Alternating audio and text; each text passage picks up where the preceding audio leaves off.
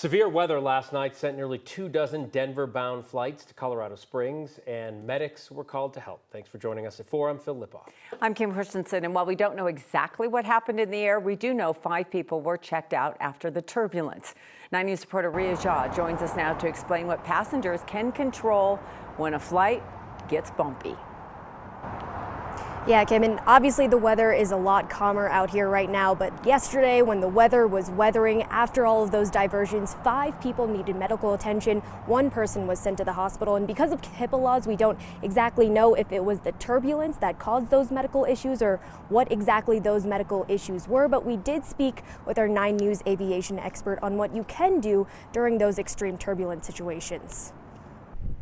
Severe weather forced 22 flights, including 4 international flights, to divert from DIA to Colorado Springs Monday evening. If you hear a pilot ahead of you say, "We're out of here, we're going to go somewhere else," then a lot of the folks behind them will typically make that same decision. The airport says 5 passengers across multiple flights received medical help. 1 went to the hospital. My first thought is, were they warned by the flight crew of the potential for that turbulence? Officials haven't said what kind of help those passengers needed or whether turbulence caused their medical issues. 9 News aviation expert Greg Feith says what happens before the plane starts shaking matters as much as what's happening during it. As a passenger, you have to heed the warning. He says the most common injuries are when people don't have their seatbelts on right. It's the flailing type injuries. It's that movement back and forth, especially in the economy class where there is the seat that is almost in your face. Greg says wear the belt low and tight. You don't want that lap belt up around your stomach. You actually want it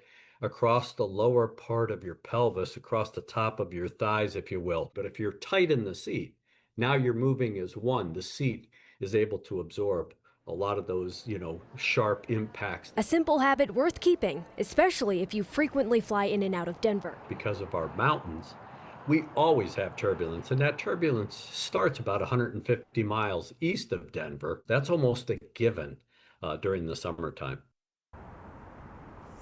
So a laptop can turn into a flying object very quickly, so make sure you put those things away. And that expert we spoke with said a child can also turn into a flying object very quickly, so make sure you hold your child close with your arms or with a carrier. And one thing he said not to do ever is to put a seatbelt over you and your child. That can turn into a dangerous situation very quickly. So very good tips there, and we'll hopefully be listening to those.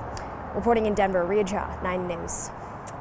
Ria, those flights, I think all of us have been on one where it got really bumpy. And if people are scared to fly, that is the worst. Sometimes the people around you, you can sense their anxiety.